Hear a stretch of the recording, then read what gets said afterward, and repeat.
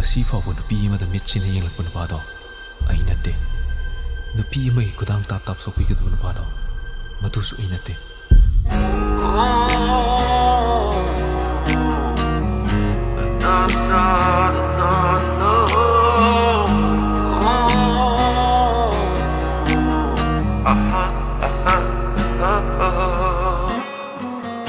Tataglabi misnado daw Jali pao kong tapoy daw Kanjari Yeknabi Oy ramlay nung sibi Huraganin ng umamlagi tayo ang lugaw Kung pansumada na nung si Puloy Tirusya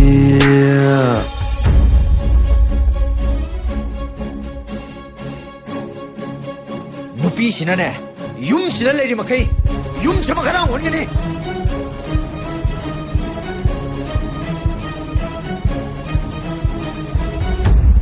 Ay sugi mapunsi loisan kiba nupado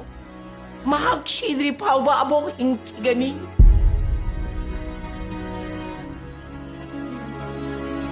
이뭉스대기 능나 밤시게노 셀기야 밤게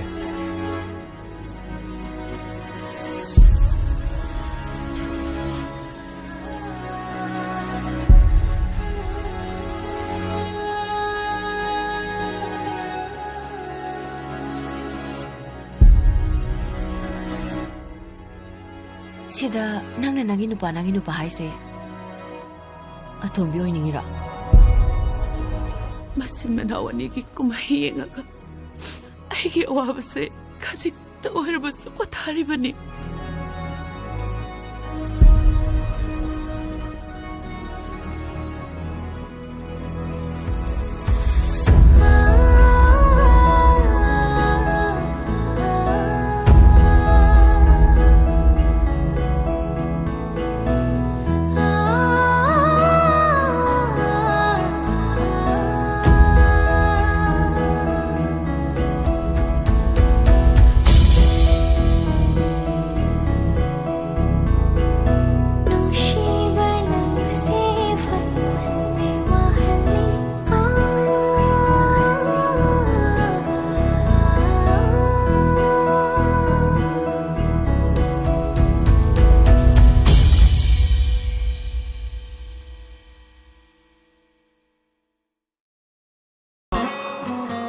Tataglabi misnado daw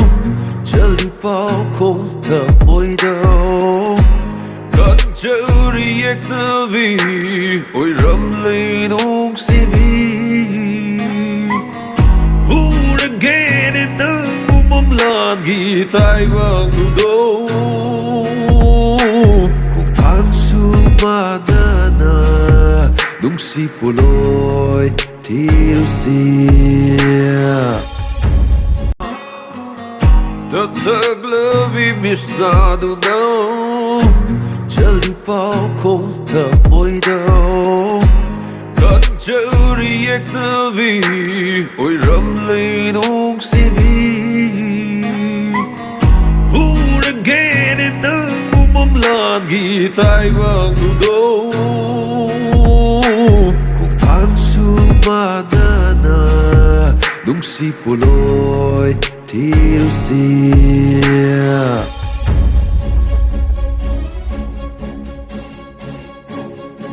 Magtada Miso TV asibu yang biriba khudimak pudana manjuri kharibamna taramna okchari ngasi amung akoina pujarakliba film asi Yeknabi harba film asigi movie update ne aduna mayamna ngasigi movie update asida karam mahau amuk phangge habado mayamda amuk tang lan thokcharake ngasigi Yeknabi harba film sida lan thokliba artist sing asidi mayamna hen tokpa thona khangnaraba horen akoina unabada sum khangakadara banga tarane aduna ꯈꯪꯉꯛꯀꯗꯧꯔꯕ ꯉꯥꯛꯇꯅꯦ ꯑꯗꯨꯅ ꯃꯌꯥꯝꯅꯁꯨ ꯁꯨꯡꯁꯣꯏ ꯁꯣꯏꯗꯅ ꯃꯤꯠꯌꯦꯡ ꯇꯥꯕꯤꯅꯤꯡꯒꯅꯤ ꯍꯥꯏꯅꯁꯨ ꯊꯥꯖꯩ ꯑꯗꯨꯅ artist ꯑꯃꯗꯤ ꯀ꯭ꯔꯨ ꯃꯦꯝꯕꯔꯁ ꯑꯃꯗꯤ ꯑꯣꯗꯤꯌꯟꯁꯁꯤꯡꯒ ꯋꯥꯔꯤ ꯋꯥꯇꯥꯏ ꯉꯥꯏꯍꯥꯛ ꯁꯥꯟꯅꯖꯔꯛꯀꯦ ꯃꯌꯥꯝ ꯑꯃꯨꯛꯇꯪ ꯃꯤꯠꯌꯦꯡ ꯇꯥꯃꯤꯟꯅꯔꯁꯤ ꯉꯁꯤꯒꯤ ꯌꯦꯛꯅꯕꯤ ꯍꯥꯏꯔꯤꯕ ꯐꯤꯂꯝꯁꯦ ꯑꯗꯨꯛꯀꯤ ꯃꯇꯤꯛ ꯑꯣꯗꯤꯌꯟꯁꯁꯦ ꯌꯥꯝꯅ ꯀꯩ ꯍꯥꯏꯇꯥꯔꯦ ꯑꯩꯁꯦ ꯁꯥꯎꯅꯤꯡꯕꯁꯨ ꯄꯣꯛꯑꯝꯕꯁꯨ ꯌꯥꯏ ꯀꯩꯒꯤꯅꯣꯗ ꯗꯥꯖꯦꯝꯁꯦ ꯃꯨꯜꯂꯒ ꯏꯟꯇꯔꯚ꯭ꯌꯨꯅꯦ ꯂꯧꯗꯣꯏꯁꯦ ꯍꯧꯖꯤꯛꯀꯣ ꯍꯥꯏꯗꯤ ꯐꯣꯇꯣ ꯀꯥꯞꯃꯤꯟꯅꯅꯤꯡꯕꯁꯤꯡꯁꯤꯅ ꯍꯦꯟꯃꯟꯈꯤꯗꯅ ꯑꯩꯈꯣꯏ ꯆꯪꯁꯤꯟꯕ ꯐꯔꯛ ꯇꯥꯗꯅ ꯍꯧꯖꯤꯛ ꯃꯨꯜꯂꯒꯅ ꯏꯟꯇꯔꯚ꯭ꯌꯨ ꯂꯧꯗꯣꯏꯁꯦ ꯃꯌꯥꯝꯅ ꯌꯦꯛꯅꯕꯤ ꯍꯥꯏꯔꯤꯕ ꯐꯤꯂꯝꯁꯦ ꯀꯃꯥꯏ ꯇꯧꯒꯦꯅꯣ ꯁꯣꯏꯗꯅ ꯈꯪꯅꯤꯡꯉꯝꯒꯅꯤ ꯑꯗꯣ ꯃꯇꯦꯛ ꯑꯃꯇꯪ ꯇꯥꯁꯦ ꯗꯥꯖꯦꯝꯁꯇꯒꯤ ꯋꯥꯔꯤ ꯌꯦꯛꯅꯕꯤꯒꯤ ꯃꯇꯥꯡꯗ ꯋꯥꯔꯤꯁꯦ ꯁꯁꯄꯦꯟꯁ ꯑꯗꯨꯝ ꯊꯝꯃꯁꯦ ꯊꯝꯃꯁꯦꯕꯀꯣ ꯑꯩꯅ ꯍꯥꯏꯅꯤꯡꯉꯤꯁꯤꯅ ꯅꯝꯈꯤꯕꯗꯨꯗ ꯑꯩꯈꯣꯏ ꯉꯁꯥꯏꯅ ꯇ꯭ꯔꯦꯂꯔꯗꯕꯨꯗꯤ ꯃꯌꯥꯝ ꯎꯔꯝꯃꯅꯤ ꯑꯗꯒꯤ ꯕꯤꯍꯥꯏꯟꯗ ꯃꯌꯥꯝ ꯊꯥꯗꯣꯛꯈ꯭ꯔꯦꯀꯣ ꯑꯗꯣ ꯅꯍꯥꯟꯒꯩ ꯐꯤꯂꯝ ꯃꯌꯥꯝ ꯑꯃ ꯇꯧꯔꯛꯑꯦ ꯗꯥꯖꯦꯝꯁꯀꯤ ꯌꯥꯝꯅ ꯐꯖꯔꯕ ꯃꯃꯜ ꯅꯥꯏꯗ꯭ꯔꯕ ꯊꯃꯣꯏ ꯑꯗꯒꯤ ꯃꯃꯤꯒꯤ ꯂꯥꯏꯔꯦꯝꯕꯤ ꯃꯌꯥꯝꯅ ꯑꯗꯨꯝ ꯄꯥꯝꯅꯔꯦ ꯇ꯭ꯔꯦꯟꯗꯤꯡ ꯑꯗꯨꯝ ꯑꯣꯏꯔ ꯂꯩꯔꯤ ꯍꯧꯖꯤꯛꯁꯨ ꯑꯗꯨꯝ ꯍꯥꯏꯗꯤ ꯌꯥꯝꯅ ꯁꯥꯒꯠꯂꯒ ꯂꯩꯔꯤꯕ ꯄꯣꯠꯅꯦꯕꯀꯣ ꯁꯤ ꯁꯥꯒꯠꯂꯤꯉꯩ ꯃꯔꯛꯁꯤꯗ ꯌꯦꯛꯅꯕꯤ ꯑꯃꯨꯛ ꯊꯣꯛꯆꯜꯂꯛꯑꯦꯕꯀꯣ ꯀꯩ ꯐꯥꯎꯒꯦ ꯁꯤꯁꯦ ꯇꯁꯦꯡꯅ ꯑꯩ ꯏꯃꯥꯟꯅꯕ ꯏꯇꯥꯎ ꯃꯥꯏꯀꯦꯜ ꯊꯦꯡꯅꯕꯁꯦ ꯌꯥꯝ ꯐꯩ ꯑꯍꯥꯟꯕꯁꯨ ꯄꯨꯟꯕꯅꯦ ꯃꯥꯒꯁꯨ ꯀꯣ ꯁꯤꯒꯤ ꯐꯤꯂꯝꯁꯤꯗ ꯃꯥꯅ ꯗꯤꯔꯦꯛꯁꯟ ꯑꯍꯥꯟꯕ ꯄꯤꯕꯅꯦ ꯑꯩꯒꯤꯁꯤꯗ ꯑꯗꯣ ꯃꯥꯒꯤ ꯗꯤꯔꯦꯛꯁꯟꯒꯤ ꯃꯈꯥꯗ ꯇꯧꯕꯁꯦ ꯑꯩꯒꯤꯁꯨ ꯂꯥꯏꯕꯛ ꯐꯩ ꯑꯗꯩ ꯃꯌꯥꯝꯅꯁꯨ ꯌꯥꯝ ꯄꯥꯝꯕꯤꯅ ꯉꯁꯤꯒꯤ ꯀ꯭ꯔꯥꯎꯗꯀꯤ ꯐꯤꯜ ꯃꯌꯥꯝ ꯑꯃꯁꯨ ꯎꯕ ꯐꯪꯉꯦ ꯁꯤꯒꯤ ꯃꯇꯨꯡ ꯏꯟꯅꯗꯤ ꯌꯥꯝꯁꯨ ꯍꯔꯥꯎꯏ ꯌꯥꯝ ꯍꯔꯥꯎꯋꯦꯕꯀꯣ ꯑꯗꯣ ꯗꯥꯖꯦꯝꯁ ꯍꯥꯏꯗꯤ ꯉꯁꯤꯒꯤ ꯌꯦꯛꯅꯕꯤ ꯐꯤꯂꯝꯁꯦ ꯑꯣꯗꯤꯌꯟꯁꯁꯦ ꯉꯁꯥꯏ ꯑꯩꯈꯣꯏꯅ ꯈꯟꯕꯁꯦ ꯍꯥꯏꯗꯤ ꯃꯤ ꯑꯗꯨꯝ ꯌꯥꯝꯒꯅꯤ ꯑꯗꯨꯝ ꯈꯜꯂꯦ ꯑꯗꯣ ꯁꯤꯖꯟ 2 ꯑꯃꯨꯛ ꯉꯥꯏꯍꯜꯂ ꯊꯝꯃꯤꯁꯦ ꯁꯤ ꯀꯔꯤꯒꯤꯅꯣ ꯁꯤꯅꯤ ꯁꯦꯡꯅ ꯍꯥꯏꯔꯒꯗꯤ ꯑꯩꯈꯣꯏꯁꯦ ꯐꯤꯂꯝꯁꯦ ꯁꯤꯖꯟ 2 ꯐꯥꯎꯁꯨ ꯑꯗꯨꯝ ꯅꯝꯕ ꯂꯣꯏꯔꯦꯕꯀꯣ ꯂꯣꯏꯈ꯭ꯔꯦ ꯅꯝꯕꯕꯨꯗꯤ ꯂꯣꯏꯔꯛꯑꯦ ꯑꯗꯨꯒ ꯑꯩꯈꯣꯏꯅ ꯐꯤꯂꯝꯒꯤ ꯂꯦꯡꯗ ꯑꯣꯏꯅ ꯊꯥꯗꯔꯛꯄ ꯃꯇꯝꯗ ꯍꯥꯏꯇꯥꯔꯦ ꯑꯗꯨ 3 hours and 4 hours ꯌꯧꯔꯛꯀꯦ ꯇꯧꯔꯛꯄ ꯍꯥꯏꯇꯥꯔꯦ ꯑꯗꯨꯒꯤ ꯑꯣꯏꯕꯅꯤꯅ ꯑꯩꯈꯣꯏꯅ ꯐꯤꯂꯝꯒꯤ ꯂꯦꯡꯗ ꯀꯛꯊꯠꯂꯛꯄ ꯃꯇꯝꯗ ꯁꯤꯖꯟ 1 ꯑꯣꯏꯅ ꯇꯥꯈ꯭ꯔꯦꯕ ꯑꯁꯦꯡꯕꯗꯤ ꯑꯩꯈꯣꯏ ꯁꯤꯖꯟ 1ꯒꯤ ꯑꯣꯏꯅ ꯁꯝ ꯖꯁ ꯅꯝꯕꯅꯦꯕꯀꯣ ꯑꯗꯨꯗ ꯂꯦꯡꯗꯣ ꯁꯥꯡꯃꯟꯈꯤꯕꯅꯤꯅ ꯀꯛꯊꯠꯂꯒ ꯍꯧꯖꯤꯛ ꯅꯝꯕꯗꯤ ꯂꯩꯔꯦ ꯂꯣꯏꯔꯒ ꯂꯩꯔꯦꯕꯀꯣ ꯂꯣꯏꯔꯦ ꯑꯊꯨꯕꯗꯁꯨ ꯑꯗꯨꯝ ꯄꯨꯊꯣꯔꯛꯑꯅꯤ ꯍꯣꯏ ꯑꯗꯣ ꯌꯥꯝ ꯋꯥꯅꯗꯤ ꯉꯥꯏꯗꯣꯔꯤ ꯑꯩꯈꯣꯏꯁꯦ ꯍꯥꯏꯗꯤ ꯉꯁꯤꯒꯤ ꯁꯥꯒꯠꯂꯤꯀꯥꯟꯗ ꯌꯩꯍꯧꯕ ꯄꯥꯝꯃꯦꯕꯀꯣ ꯑꯩꯈꯣꯏꯗꯤ ꯑꯗꯨꯗꯨꯅ ꯂꯥꯛꯏꯕ ꯑꯣꯗꯤꯌꯟꯁꯁꯤꯡꯁꯤꯅꯁꯨ ꯑꯗꯨꯝ ꯈꯪꯉꯝꯒꯅꯤ ꯍꯥꯏꯅ ꯈꯜꯂꯤ ꯑꯗꯒꯤ ꯑꯩꯈꯣꯏ ꯃꯤꯁꯣ ꯇꯤꯚꯤ ꯑꯦꯞꯁꯤꯁꯨ ꯑꯗꯨꯝ ꯐꯪꯒꯅꯤꯀꯣ ꯃꯌꯥꯝꯅ ꯌꯦꯛꯅꯕꯤ ꯍꯥꯏꯔꯤꯕ ꯐꯤꯂꯝꯁꯦ MSFDSꯇ ꯌꯦꯡꯕ ꯂꯥꯛꯄ ꯐꯪꯍꯧꯗ꯭ꯔꯃꯛꯁꯨ ꯑꯗꯨꯝ ꯑꯦꯞꯁꯇ ꯌꯦꯡꯕ ꯐꯪꯒꯅꯤ ꯃꯌꯥꯝꯅ ꯑꯗꯣ ꯗꯥꯖꯦꯝꯁ ꯀꯩ ꯍꯥꯏꯅꯤꯡꯒꯦ ꯃꯌꯥꯝꯗ ꯌꯦꯛꯅꯕꯤꯁꯦ ꯌꯦꯡꯉꯛꯅꯕ ꯑꯝꯇꯪ ꯍꯥꯏꯕꯤꯌꯨꯗꯅ ꯃꯌꯥꯝꯁꯨ ꯐꯤꯂꯝ ꯑꯁꯤ ꯌꯦꯡꯕꯤꯌꯨ ꯂꯥꯛꯄꯤꯌꯨ ꯃꯍꯥꯎ ꯇꯪꯕꯤꯌꯨ ꯁꯤ ꯍꯥꯏꯅꯤꯡꯉꯤ ꯗꯥꯖꯦꯝꯁꯀꯤ ꯑꯅꯧꯕꯁꯦꯀꯣ ओके थैंक यू दाजन थैंक यू हाय चे सोमा Hello. न्यू ईयर से यम नुंगाए अहानब न्यू ईयर के अखोय हंदक चही के मिशो टीवी के अहानब फिल्म अपडेट से येकनबी हारब फिल्म से चेगी फिल्म्स ना अहानब ओइदेने अदो यम नुंगाए अदुगा happy new year Thank you and wishing all the same. अदो चेची ngasi येकनबी हारब फिल्म से अदुकी मति के हाय तारे अखोयना आर्टिस्ट सिंग से चेची खतंग फिल्म अमदा चेची यम याव हाय तारे मी से अदुकी मति खुपचनर येंगिनेबा अदो ngasi की फिल्म सिना कदाय रे सेलिब्रिटी अनम मयाम यावरिनेबको सी कमायना एक्सपेक्ट तवी लोयरकपदा मीगी ऑडियंस की रिएक्शन से कमाय तौरकनी हान थाजे Sigi wari se hana su mayamna YouTube te am pamna su tane na tai ado expectations akhoi gi junior artist akhoi gi lak pasariba adegi thoigi manau pi saba jite sorry and then atop artist the new magi debut oidorangani magi hammer release ado dam thina unexpected oni am phajana loi tawre the wari du character sing da su loina channa ba male moina tawri aina so have hetta bada adu yam nungai moi performance yam phaje du ga babok na expect tawbada adu oiganina khale mayam gi character mayam se hoi wari da खंजन की बदो वारी दा ओइगिबदो दुम ओइगदो माले बका अदो तिचेना हायरमिना दुम ओइरंगनी हाने थाजै film से येंग्री अदुगो तिचे ngasi gi yeknabi se हाइदि आर्टिस्ट म याम यामनिना तिचेदा अमु फावबा सुमाइना पुलक्ट्री हाबदि स्माइना कोलैब तौबसे अदो हंदकिसना कमाय तौगे लोइना खोटपा कमाय तौगे के फिल्म शूटिंग मत लोइना बस अखोय से लोइना थेंगना बसु यावगी दे अदो खरा खरा काजल होय कई होय सु थेंगना हवे किशन होय सु अदो लोइ नुंगाई लोइना सु नुसी अंगांग सिंग से am phazan tawe di aigi ko ek tawminari ba aigi friend James su ko aduga director so khoi na hanga ta khoi gi beach ga ta so oi banina di producer ori ba khoi gi anu hoi family se angang oina mana ke no ma tawge na khalak ma ta my family na su yamna support tawbi ba hai tar anu da adu ubu da su yam pain ba hai tar hadi na hoi bele shabi mana film produce tawge khot ke ka ha objection me amam su lak pa yai da na ko family or society adu film ma ta na to business taw kan haram ba su me am le nga ne ba but adu taw da bi da mana pa ma da am phazana success oina ga ta hon ma se hoi yam phayen khal अदो तिचे ngasi makeup se kana to birake makeup se film gi su makeup tawriba sam chichi aduga costume na film su tawriba agi dungana pai ba hai tare kalif bana ꯑꯣ ꯑꯗꯨꯏꯅꯤꯅꯦ ꯌꯥꯝꯅ ꯇꯣꯉꯥꯟꯅ ꯂꯛꯇ꯭ꯔꯤꯛꯂꯒ ꯐꯖꯩꯁꯦ ꯆꯦꯆꯦꯗ ꯑꯗꯨꯝ ꯍꯥꯏꯗꯤ ꯍꯧꯖꯤꯛꯁꯦ ꯑꯩꯈꯣꯏꯅ ꯍꯟꯗꯛꯀꯤ ꯔꯤꯁꯦꯟ ꯏꯟꯇꯔꯚ꯭ꯌꯨꯗ ꯆꯍꯤꯗꯣ ꯑꯗꯒꯤ ꯕꯔꯊꯗꯦꯁꯨ ꯀꯨꯏꯈꯤꯗ꯭ꯔꯤꯗꯅ ꯆꯍꯤꯁꯤꯅ ꯄꯨꯔꯥ ꯑꯉꯥꯡ ꯃꯥꯜꯂꯒ ꯑꯗꯨꯒ ꯆꯍꯤꯁꯤꯅ ꯑꯍꯟ ꯑꯣꯏꯔꯒ ꯀꯩꯅꯣꯁꯤꯅ ꯑꯩꯈꯣꯏꯒꯤ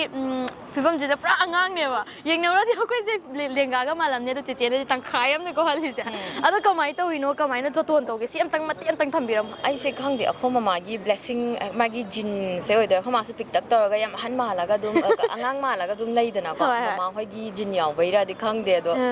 ꯋꯥꯈꯜꯁꯨ ꯑꯗꯨꯝ ꯑꯉꯥꯡ ꯁꯥꯔ ꯂꯩꯕꯩꯁꯨ ꯃꯥꯜꯂꯦ ꯑꯩꯁꯨ ꯈꯔ ꯋꯥꯈꯜꯁꯦ ꯑꯉꯥꯡꯅꯤꯅ ꯑꯗꯨꯝ ꯂꯩꯖꯔꯤꯕ ꯑꯗꯨꯒꯤ ꯑꯣꯏꯗꯣꯏ ꯃꯥꯜꯂꯦ ꯆꯦꯆꯦ ꯋꯥꯈꯜꯁꯦ ꯍꯥꯏꯗꯤ ꯆꯍꯤꯁꯦ ꯑꯥ ꯌꯧꯔꯁꯨ ꯑꯗꯨꯝ ꯑꯩꯈꯣꯏꯅꯁꯨ ꯑꯗꯨꯝ ꯎꯕꯗ ꯑꯗꯨꯝ ꯆꯔꯥꯡꯅꯕꯁꯦ ꯑꯗꯨꯝ ꯃꯥꯜꯂ ꯂꯩꯕꯗꯣ 30 ꯄ꯭ꯂꯁꯇꯤ ꯀꯥꯏꯅ ꯑꯩꯁꯨ ꯀꯟꯅ ꯈꯟꯗꯦ ꯑꯗꯨꯝ 20ꯒꯤ ꯚꯥꯞꯇ ꯑꯗꯨꯝ ꯂꯩ ꯍꯥꯏꯕ ꯍꯣꯏ ꯑꯗꯣ ꯃꯤꯉꯩ ꯄꯨꯔꯥ ꯉꯛꯅꯈ꯭ꯔꯦ ꯍꯟꯗꯛ 33 ꯀꯥꯏꯅꯒ ꯍꯥꯏꯔꯛꯄꯗꯨꯗ 34 ꯍꯣꯏ ꯆꯨꯝꯃꯦ ꯑꯩꯁꯦ ꯄꯨꯔꯥ ꯉꯥꯎꯔꯦ ꯍꯟꯗꯛ ꯀꯟꯐ꯭ꯌꯨꯁ ꯆꯠꯈ꯭ꯔꯦ ꯆꯦꯆꯦꯒ ꯑꯣ ꯑꯗꯣ ꯃꯃꯥꯁꯦ ꯑꯝꯇꯪ ꯀꯧꯁꯟꯕꯤꯔꯗꯤ ꯅꯨꯡꯉꯥꯏꯅꯤ ꯑꯝꯇꯪ ꯎꯠꯀꯦ ꯑꯝꯇ ꯃꯤꯁꯣ ꯇꯤꯚꯤꯒꯤ ꯁꯥꯏꯠꯇꯒꯤ ꯉꯁꯥꯏ ꯍꯥꯏꯈꯤꯕꯗꯣ ꯍꯥꯏꯗꯤ ꯆꯦꯆꯦ ꯁꯣꯃꯥꯒꯤ ꯖꯤꯟ ꯍꯥꯏꯕꯗꯣ ꯃꯃꯥꯁꯦꯀꯣ ꯆꯦꯆꯦ ꯁꯣꯃꯥꯒꯤ ꯃꯃꯥꯅꯤ ꯃꯃꯥ ꯀꯩ ꯐꯥꯎꯕꯤꯒꯦ ꯆꯦꯆꯦꯅ ꯁꯨꯃꯥꯏꯅ ꯁꯛꯁꯦꯁ ꯑꯣꯏꯔꯛꯄꯁꯤꯕꯣ ꯀꯩ ꯍꯥꯏꯅꯤ ꯑꯗꯨꯝ ꯃꯌꯥꯝ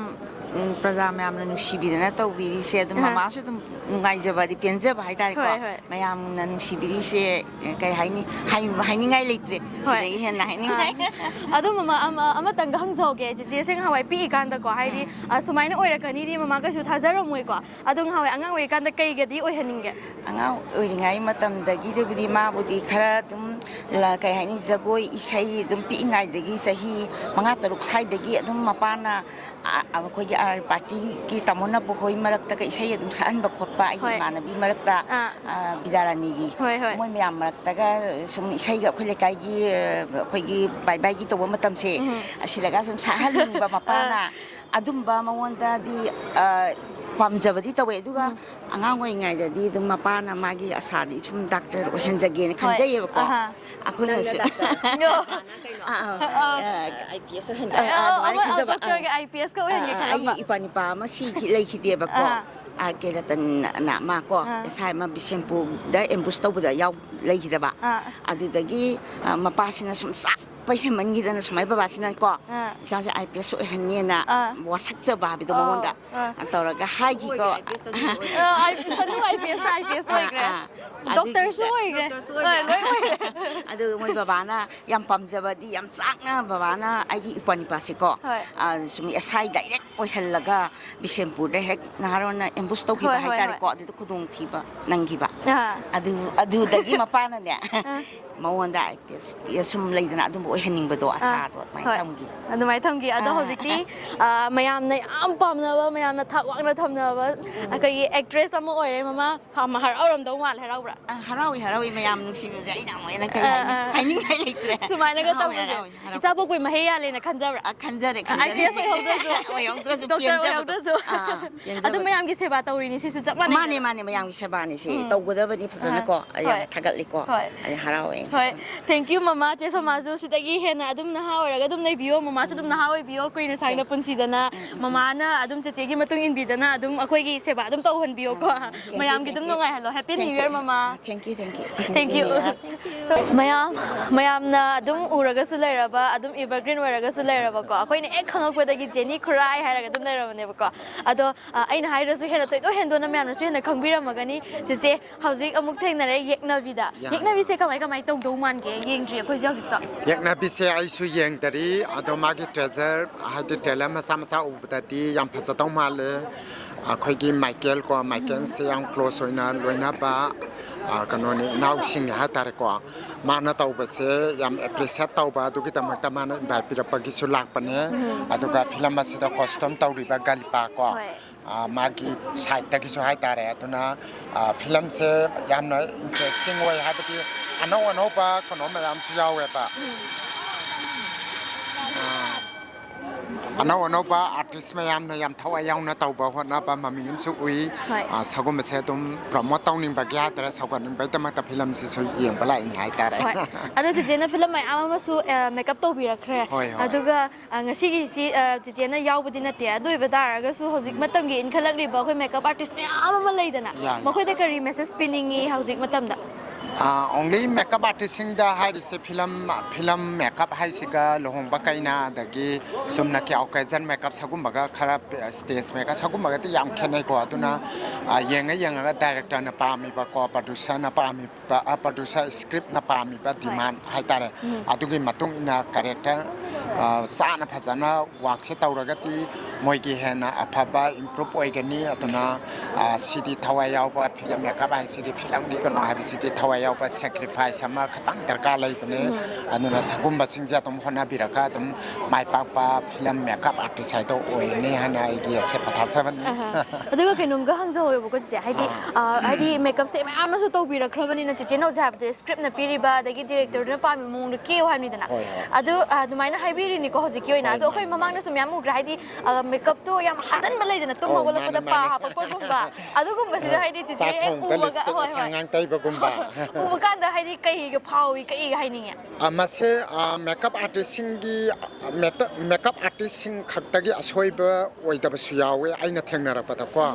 sometime yauriba artist sing sinasu gyan ta ta yawe ba nakan de hamoina ayam ba hapsalam ba gumba taisalam ba gumba camera nam dore pne haiba ki phajaning ba ki kok sida concept sida aduga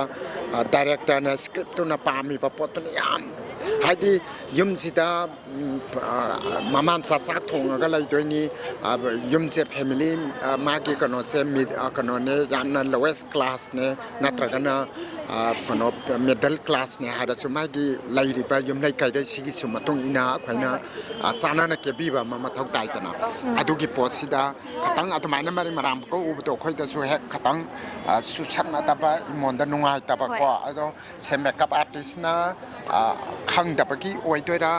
artist na hapsam bai oi toira to ai gi experience ta ti khoina tawrok pa ta su hek anau ba artist sing jina khang da bi da tai salak bai he yaw ba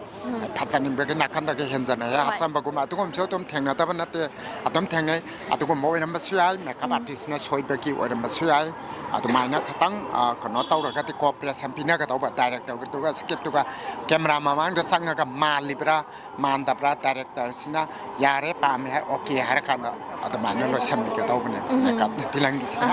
gyan ta zare ai samaksu adagi yengbirba viewers kuding mang su gyan tai birangani haina thaje inkhaliba makeup artist amadi akoi gi film se hojing manipur di leptana adum puthore web series wagera adagi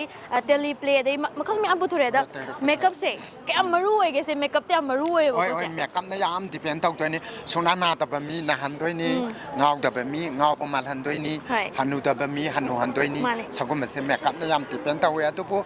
khoi gi editing kum bati su khatang depend makha po le ko editing kum se khatang hen jang ni ba khoi na tai da ban lipstick ka je he tai rak pa gi tai u ba atu ma na khatang ju ui ko editing ju khatang section la ning ye hau chi ma tam da ti experience adu ki matik lai ra ba ne che na phongdok pi rai si gi matung ina ti ado yam nungai jai Yeknabi se mayam pulapna yengminara se thank you Nasigi Yeknabi ha film sida mayam na ngasai ngai khawrang na ngai na ram ga doi se haidi bet charira hero sarira da khaga moi doi se yeng diba mi sing sina kalam dai de ko ada aseng bodi haido arage bet sarira natraga afaba role sarira doi haido arage but dabagi film se ahan boi doi ra natraga bai teina oi film se gi di ahan ba makti na cha de du film se gi feature film gi na dia chawwa film ne hai tare gi ahan the first film ahan ba koi gi sinata bida why han kung gi se karam boi de pi ngai de kung ki bane ko ai gi ahan the first debut child artist hoina kung ki se inge le na koi gi kaka de ni ne aduga koi gi nene kano ga binita ga toraga kumki ba angang ama ki role sa gi ga deni gi angang ore gi adui matungda ai punchi chupa nang sei gi ni haba khoi gi oja kai ku ne da gi kano toraga kumki ba adu sama da gi ani suba angang ore gi hai tare aduga mapung bharak pagina ngasi jina Yeknabi se yes kamai to ge haina child artist oina leiraga Yeknabi da direct thomjal lak se kamai to ge os yam thina khene hana dudi angang oi se innocent oi banina mina injalaga si to kappa samai yengo si da to haira ga pung to banina dum innocent oi banina dum pung phajagi ba hojik sina tamdraga di yada bu aduna kitang kitang honaraga hoi ai haijabang oijadri ai experience me am tanjari Manipuri University of Culture da theater department da hujing master kan tawjari hai tare ano oja me am giliching makha dai hujik kan tamjabane moi me am takbiro bo kitang khakto aina medium budi manade film gi frame gi medium sida aina changing khajik sum oja na takbi me am da sum season ba hujabane hai tare yam nungai jai bagi haidi hojik se kai hotnari get to acting line na tabi dam tang khangni hujiki oina acting gi line da ai university sa sadi asi khakang theater da smain toraga master loiba ngai gi hai tare haidi mayam na khawrak da ngai nari artist amani ko lei sabi macha sing haidi nupi sine yam ngaunari ni ko hojik se ko bet sagera hero sagera aduduna hena phajaba sidagi hena phajaba mayam hena phajara pasigumba mayam masu kumbiro mayam se ba mapung phana taw ngamba oi view hai jagi season 2 ngai minarase season 2 ngai minase mayam sungoi soidana season 2 yeng minase season 2 da ngasi fangiba babuk sidagi experience hena taw phangwigani season 2 so mayam pun yeng minase okay Yeknabi mayam yes matam se yang kuina phangdauba omandre ko haidi next season wali bani na ko haidi akoi hojik ahan ba ngasi Yeknabi gi film sa isai se tasung ta gi dre ngasi gi oina playback singer oina sulai na isai oina diket ta gi dre ko oina ado isai oina sigi film da sakiba matem tangang biram isai se keno tong driba haidi film sigi mai gi season 2 do oidoi ne ba hai aduna haidi nungai dre do ide keno to ba pamure hai yam nungai ado imrel ahan bani akoi na thengnari se ngasi sina ko ado kai phaubi ge smaina misho tv ka wari sana ba tang phangwa sa yam nungai haidi thengnani so haidi khanda ba ko hoi ana khande nungai hai ta okay thagachari ado mathang next season dam thengnari se ngasi se matam thengjalak pa gi ne ba thank you chichi akoi ngasi an mane thengnai se sumaina interview lobo gi oina ado yamna su wange ingraba ningdam da se ingro se gi dress ba ai kai gi no khangde ba ai phawdre ingro phawdre ba ko kai gi oide excitement oide ai na khamade masi excited male do adrenaline se asi gi se pura ai gon the overflowing adu da harau ba gi su male adu yam nungai di toi se ingba ka changre si Yeknabi film se gi dia hamba debut film oidoi debut se mamang da amadi kumzake but Samadon film adugi deserve role ani se yam khena bai tap tawi ko khena bai se kitang ni haidi amadu su khai ta kitang amadu na pharaga su chiche gi da role sam sana bai ta ko pet pa law ba se sini ra nungai jabra ka mai tawi atopa role ga di pam da atop su pame but engon da hena lak pa se sihum ba sina di hena nam na lae ba ko haidi moina sa ba da nyum nang ga khara chana ba character ma lai re hara kan da sai na toy le ba adu bu adum every opportunity adum enjoy tawraga adum experience na hone zai do hande kisu adum yam nungai na yam penthok na dwai na adum halaman sin de kisu adum learn tawra ga ko adai yam nungai ba experience amadi oi sai hoi adu chiche na ngasi ekdom minari ba artist sing sidi hena mayam na se na khongna ba de film adagi sai de sum yam keno tawra nga tani kamai to ge moi ge smai na chance phang ba okay da James Soma moini khata sunatana haidi senior artist mayam am pun gi basa aingon da ahan ba yam humbling oi ba amasung yam na proud oi thok cheba moment am oi sai haidi every moment ai khoi aina moiga share to ba kan ko adum every opportunity every second se adum learn to ba ya ba gi tan jam adum phange ba arigi aina su sigi lines da ina khang da ba ko any decision making gi part ba oi tar so da James tum lai as a senior aingon da advice to wina ba adarigi acting gi matang da ba oi tar ga su kitang sor ro oi tar ga su forgive tok parik understanding oi bi ba aingon da takpi ba na han ba se so ma dum takpi arigi aina health se kitang problem le ko or ga su gena wa tar ni ni puni sir moi ma adum haidi care log bi ba do adumain tawe so ai ge dadi yam na chong thok chobo ko aduga ai ngon da su still ina sai ze hibo yam humbling yet yam na proud oi ba adugo ba experience amoi sai ki moi work ta with us yam nungai se je sumaina haidi model khatang na tabi da film gi light na changjalak ta na mingon de hena nungai han ba audience sing adagi leiriba khoi Manipur da su amu haidi seba extra ne ba tok salai extra se ba de ko tok salai se yam nungai za ba hai tare ado wang ba yam ti khena rai microphone se yam wang ado next season 2 ngai minar se mayam ni so tv yeng biri ba sing na su Yeknabi har ba film se mayam na sung so je na mi eng ta bi u ano bu mahau ma phang ne na tha jai ko thank you so much thank you mayam na khangning am ga de se ko Yeknabi gi director se kana nu hai ne yam khangning am ga ni ko ado ate kana se na te ai na kan de let ba da Michael hui drop ko isai mayam khoi na thawai ta ni yeng na khaba adagi film map ma butok pi khaba da Michael ni ko masak se angang oi na ube wani agoi de na li ko yam na haidi angang oi na man be wani ko ado mayam da Michael dagi wari happy tang tamina se Yeknabi gi matang da kai hai ning gi am tang hai bio ꯀꯩꯅꯣꯒꯤ ꯌꯦꯛꯅꯕꯤꯒꯤ ꯃꯇꯥꯡꯁꯦ ꯀꯩꯁꯨ ꯍꯥꯏꯖꯅꯤꯡꯉꯥꯏ ꯂꯩꯇꯦꯀꯣ ꯑꯗꯣ ꯑꯩꯈꯣꯏ ꯑꯗꯨꯝ ꯋꯥꯅ ꯅꯝꯃꯤꯟꯅꯔꯦ ꯑꯗꯩ cooperation team ꯑꯣꯏꯅ ꯄꯨꯂꯞ ꯅꯝꯃꯤꯟꯅꯔꯦꯀꯣ ꯑꯗꯩ ꯋꯥꯗꯕ ꯑꯝꯇ ꯂꯩꯇꯦ ꯁꯦꯗꯨꯜꯒꯤ ꯃꯇꯥꯡꯗ ꯂꯣꯏꯅ ꯋꯥꯏ ꯑꯗꯨꯒ ꯐ꯭ꯂꯠ ꯂꯥꯛꯄ ꯑꯗꯒꯤ ꯂꯥꯟꯁꯤꯅ ꯃꯔꯝ ꯑꯣꯏꯔꯒ ꯌꯩꯊꯣꯛꯄꯁꯨ ꯑꯗꯨꯝ ꯌꯥꯎꯋꯦꯕꯀꯣ ꯁ꯭ꯀꯦꯗꯨꯜꯒꯤ ꯃꯇꯥꯡꯗ ꯌꯥꯝ ꯋꯥꯏ ꯑꯗꯨꯒ ꯍꯧꯖꯤꯛ ꯔꯤꯂꯤꯁ ꯇꯧꯔꯀꯥꯟꯗ ꯑꯗꯨꯒꯤ ꯑꯋꯥꯕꯗꯣ ꯂꯣꯏ ꯀꯥꯎꯋꯦ ꯌꯥꯝꯅꯁꯨ ꯅꯨꯡꯉꯥꯏ ꯑꯗꯣ ꯁꯤꯖꯟ 2ꯁꯦ ꯀꯔꯝ ꯀꯥꯟꯗꯒꯗꯤ ꯊꯥꯗꯣꯛꯀꯦ ꯀꯥꯏꯅ ꯈꯟꯒꯦ ꯁꯤꯖꯟ 2ꯁꯦ ꯀꯩꯅꯣ ꯑꯩꯈꯣꯏꯒꯤꯅ ꯃꯥꯔꯁ ꯌꯧꯔꯝꯗꯥꯏꯗ ꯊꯥꯗꯣꯛꯇꯧꯕ ꯃꯥꯔꯁ ꯂꯣꯏꯔꯝꯗꯥꯏꯗ ꯑꯗꯨꯗꯤ ꯑꯩꯈꯣꯏꯁꯦ ꯃꯥꯔꯁ ꯂꯣꯏꯔꯝꯗꯥꯏꯕꯨ ꯌꯥꯝ ꯋꯥꯅ ꯈꯥꯡꯗꯣꯔꯤꯅꯦ ꯑꯗꯣ ꯁꯤꯖꯟ 2ꯁꯤꯗ ꯃꯌꯥꯝ ꯑꯃꯨꯛꯀ ꯍꯦꯟꯅ ꯃꯍꯥꯎꯁꯦ ꯀꯔꯝꯕ ꯁꯣꯔꯤ ꯀꯩꯅꯣꯒꯤ ꯌꯥꯎꯁꯪ ꯍꯧꯔꯝꯗꯥꯏ ꯌꯥꯎꯁꯪ ꯍꯧꯔꯝꯗꯥꯏ ꯑꯗꯨꯗꯤ ꯃꯥꯔꯁ ꯗꯦꯠ ꯐꯦꯕ꯭ꯔꯨꯋꯥꯔꯤ ꯂꯥꯁ ꯁ꯭ꯋꯥꯏꯗꯅꯦꯕꯀꯣ ꯑꯗꯨꯗꯤ ꯃꯌꯥꯝ ꯐꯦꯕ꯭ꯔꯨꯋꯥꯔꯤ ꯂꯥꯁ ꯁ꯭ꯋꯥꯏꯗ ꯉꯥꯏꯃꯤꯟꯅꯔꯁꯦ ꯁꯤꯖꯟ 2ꯁꯦꯀꯣ ꯍꯣꯏ ꯑꯉꯥꯡꯁꯤꯡ ꯑꯦꯛꯖꯥꯝ ꯂꯣꯏꯁꯤꯜꯂꯛꯄꯀꯣ ꯑꯦꯛꯖꯥꯝ ꯍꯧꯗ꯭ꯔꯤꯉꯩ ꯃꯃꯥꯡꯗ ꯑꯃꯨꯛ ꯁꯤꯖꯟ 1 ꯔꯤꯂꯤꯁ ꯇꯧꯈ꯭ꯔꯦ ꯑꯗꯨꯅ ꯃꯌꯥꯝ ꯌꯦꯛꯅꯕꯤꯒꯤ ꯗꯤꯔꯦꯛꯇꯔꯁꯦ ꯀꯅꯥꯅꯣ ꯍꯥꯏꯕꯗꯣ ꯑꯝꯇꯪ ꯈꯪꯕꯤꯌꯨ ꯑꯩꯈꯣꯏꯒꯤ ꯗꯗꯥ ꯃꯥꯏꯀꯦꯜ ꯍꯨꯏꯗ꯭ꯔꯣꯝꯀꯣ ꯃꯌꯥꯝꯅꯁꯨ ꯍꯦꯟꯅ ꯈꯪꯅꯔꯝꯃꯅꯤ ꯁꯛ ꯎꯗꯕ ꯈꯤꯇꯪ ꯉꯥꯏꯔꯝꯃꯅꯤ ꯑꯗꯨ ꯃꯃꯤꯡ ꯑꯗꯨꯝ ꯇꯥꯔꯝꯃꯅꯤ ꯗꯥ ꯃꯥꯏꯀꯦꯜꯁꯤꯗ ꯂꯩꯔꯦꯀꯣ ꯁꯤꯖꯟ 2 ꯃꯌꯥꯝ ꯉꯥꯏꯃꯤꯟꯅꯔꯁꯦ ꯊꯥꯒꯠꯆꯔꯤ ꯗꯥ ꯃꯥꯏꯀꯦꯜ ꯊꯦꯡꯛ ꯌꯨ ꯉꯁꯤꯒꯤ ꯑꯩꯈꯣꯏꯒꯤ ꯌꯦꯛꯅꯕꯤ ꯍꯥꯏꯕ ꯐꯤल्मꯁꯦ ꯃꯌꯥꯝꯅ ꯈꯜꯂꯝꯒꯗꯣꯏꯁꯦ ꯄ꯭ꯔꯣꯗ꯭ꯌꯨꯁꯔꯁꯦ ꯀꯅꯥꯅꯣ ꯈꯜꯂꯝꯒꯅꯦꯕ ꯀꯩꯒꯤꯅꯣ ꯍꯥꯏꯕ ꯃꯇꯝꯗ ꯑꯩꯈꯣꯏꯒꯤ ꯄ꯭ꯔꯣꯗ꯭ꯌꯨꯁꯔꯁꯦ ꯀꯩꯅꯣꯅꯦ ꯑꯩꯈꯣꯏꯒꯤ ꯑꯥꯔꯇꯤꯁꯁꯤꯡꯁꯦ ꯌꯥꯝꯅ ꯃꯃꯤꯡ ꯆꯠꯂꯕ ꯃꯌꯥꯝꯅ ꯍꯦꯟꯅ ꯈꯪꯅꯔꯕ ꯍꯥꯏꯗꯤ ꯂꯦꯚꯦꯜ ꯑꯃꯗ ꯂꯩꯔꯕ ꯑꯥꯔꯇꯤꯁ ꯉꯥꯛꯇ ꯑꯣꯏꯕꯅꯤꯅ ꯄ꯭ꯔꯣꯗ꯭ꯌꯨꯁꯔꯁꯦ ꯀꯅꯥ ꯑꯣꯏꯔꯝꯗꯣꯏꯅꯣ ꯀꯥꯏꯅꯒ ꯈꯜꯂꯝꯒꯅꯦꯕꯀꯣ ꯑꯗꯣ ꯑꯇꯩ ꯀꯅꯥꯁꯨ ꯅꯠꯇꯦ ꯆꯤꯆꯦ ꯑꯅꯨ ꯀꯣ ꯃꯁꯥꯃꯛ ꯍꯥꯏꯗꯤ ꯂꯩꯁꯥꯕꯤꯅꯦ ꯌꯥꯝꯅ ꯌꯪ ꯑꯣꯏꯔꯤꯕ ꯑꯗꯣ ꯆꯍꯤꯁꯦ ꯍꯥꯏꯐꯦꯠꯇꯪ ꯔꯦꯟꯖꯁꯦ ꯀꯗꯥꯏꯃꯨꯛ ꯑꯝꯇꯗꯤ ꯍꯥꯏꯕꯤꯒꯦꯔꯥ ꯌꯥꯝꯅ ꯈꯪꯅꯕ 30 ꯍꯦꯜꯂꯦ ꯑꯗꯨꯏꯁꯨ ꯃꯁꯥꯃꯛꯁꯦ ꯌꯥꯝ ꯌꯪꯅꯦꯕꯀꯣ ꯍꯥꯏꯗꯤ ꯁꯨꯃꯥꯏꯅ ꯌꯥꯝ ꯌꯪ ꯑꯣꯏꯔꯤꯕ ꯑꯃꯅ ꯄ꯭ꯔꯣꯗ꯭ꯌꯨꯁꯔꯒ ꯑꯣꯏꯔꯛꯄꯁꯦ ꯑꯗꯣ ꯆꯤꯆꯦ ꯀꯩ ꯃꯔꯝꯗꯒꯤꯅꯣ ꯀꯩ ꯐꯥꯎꯔꯛꯄꯗꯩꯅꯣ ꯌꯦꯛꯅꯕꯤꯁꯦ ꯄ꯭ꯔꯣꯗ꯭ꯌꯨꯁꯔ ꯑꯣꯏꯒꯦ ꯀꯥꯏꯅ ꯈꯜꯂꯤꯁꯦ ꯑꯩꯁꯦ ꯋꯥꯔꯤꯁꯦ ꯁꯨꯛꯇꯥ ꯇꯥꯗꯦꯕ ꯍꯥꯟꯅ ꯃꯃꯥꯡꯗ ꯁꯨꯛꯇꯥ ꯇꯥꯈꯤꯗ꯭ꯔꯤꯕ ꯍꯥꯏꯗꯤ ꯋꯥꯔꯤ ꯑꯃ ꯁꯨꯃꯥꯏꯅ ꯌꯨꯇ꯭ꯌꯨꯕꯇ ꯀꯩꯗ ꯁꯨꯃꯥꯏꯅ ꯂꯩ ꯈꯣꯠꯂꯤ ꯀꯥꯏꯁꯦ ꯃꯤꯅ ꯀꯣꯟ ꯁꯨꯕ ꯃꯤꯅꯒ ꯇꯥꯔꯀꯥꯟꯗꯗꯤ ꯍꯥꯏꯐꯦꯠꯇꯤ ꯈꯪꯉꯒ ꯂꯩꯕ ꯑꯗꯨꯒ ꯁꯨꯃꯥꯏꯅ ꯑꯩ ꯏꯁꯥꯃꯛꯅꯗꯤ ꯇꯥꯕꯗꯣ ꯇꯟꯈꯤꯕ ꯑꯣꯏꯌꯦꯕꯀꯣ ꯑꯗꯨꯒ ꯑꯩꯈꯣꯏꯒꯤ ꯂꯥꯟ ꯂꯥꯛꯄꯩ ꯃꯇꯥꯡꯁꯦ ꯅꯦꯠꯁꯨ ꯌꯥꯗꯕ ꯃꯇꯥꯡꯗꯣ ꯁꯤ ꯃꯇꯥꯡꯁꯤꯗ ꯑꯩꯁꯨ ꯋꯥꯔꯤ ꯇꯥꯕꯁꯦ ꯍꯧꯔꯛꯑꯦꯕ ꯑꯦꯗꯤꯛ ꯆꯨꯕ ꯍꯧꯔꯛꯑꯦꯕ ꯑꯦꯗꯤꯛ ꯆꯨꯕ ꯍꯧꯔꯛꯈ꯭ꯔꯦ ꯑꯗꯩꯗꯤ ꯁꯨꯝ ꯑꯦꯗꯤꯛ ꯆꯨꯔꯛꯈ꯭ꯔꯦ ꯑꯗꯨꯒ ꯁꯤꯒꯤ ꯋꯥꯔꯤꯁꯦ ꯄꯨꯊꯣꯛꯑꯀꯥꯟꯗ ꯌꯥꯝ ꯐꯖꯅ ꯄꯨꯊꯣꯛꯄ ꯄꯥꯝꯕꯗꯣ ꯑꯩꯅ ꯍꯥꯏꯗꯤ ꯑꯩꯈꯣꯏꯅ ꯏꯃꯥꯖꯤꯟ ꯇꯧꯔꯒ ꯁꯥꯒꯠꯈꯤꯕ ꯋꯥꯔꯤꯗꯣ ꯑꯗꯨꯃꯛ ꯗꯥꯏꯔꯦꯛ ꯄꯨꯊꯣꯛꯄ ꯄꯥꯝꯃꯦꯕ ꯋꯥꯔꯤꯁꯤꯗ ꯑꯗꯨ ꯗꯥꯏꯔꯦꯛꯇꯣ ꯑꯗꯨꯗꯤ ꯑꯩꯅ ꯄꯨꯊꯣꯛ ꯇꯥꯔꯗꯤ ꯁꯨꯃꯥꯏꯅ ꯉꯝꯅꯤꯀꯣ ꯀꯥꯏꯅ ꯈꯜꯂꯒ ꯑꯗꯨꯃꯥꯏꯅ ꯐꯤꯂꯝꯁꯦ ꯁꯨꯃꯥꯏꯅ ꯄꯨꯊꯣꯔꯛꯄꯅꯦ ꯑꯗꯣ ꯌꯥꯝ ꯅꯨꯡꯉꯥꯏꯖꯩ ꯆꯤꯆꯦ ꯁꯨꯃꯥꯏꯅ ꯌꯥꯝꯅ ꯌꯪ ꯇꯦꯂꯦꯟꯇꯦꯠ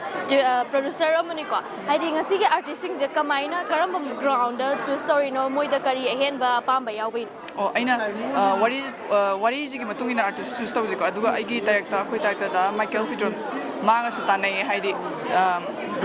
ꯆꯥꯟꯅꯒꯗꯕ ꯀꯦꯔꯦꯛꯇꯔꯁꯦ ꯁꯤꯁꯦ ꯌꯦꯡꯉꯒ ꯑꯥꯔꯇꯤꯁ ꯆꯨꯁ ꯇꯧꯋꯤ ꯑꯗꯨꯗ ꯍꯥꯏꯗꯤ ꯗꯥ ꯃꯥꯏꯀꯦꯜꯒ ꯇꯥꯟꯅꯔꯒ ꯌꯥꯝ ꯅꯨꯡꯉꯥꯏ ꯃꯊꯪꯗ ꯀꯩ ꯄ꯭ꯔꯣꯖꯦꯛꯀ ꯂꯩꯒꯦ ꯍꯧꯖꯤꯛꯀꯤ ꯑꯣꯏꯅ ꯁꯤꯖꯟ 2ꯁꯦ ꯑꯩꯈꯣꯏ ꯉꯥꯏꯔ ꯂꯩ ꯁꯤꯖꯟ 2ꯁꯦ ꯅꯝ ꯂꯣꯏꯔꯦ